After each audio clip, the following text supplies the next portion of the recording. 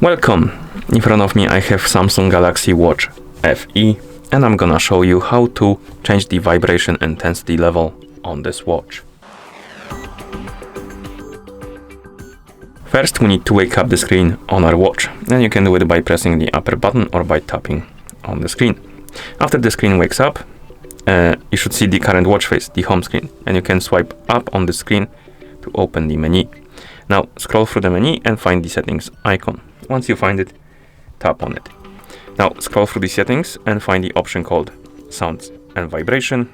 Once you find it, tap on it. And here, find the option called vibration. Once you find it, tap on it, of course.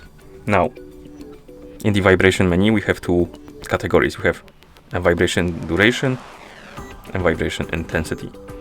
First, let's change or select the vibration duration. We have the long and short.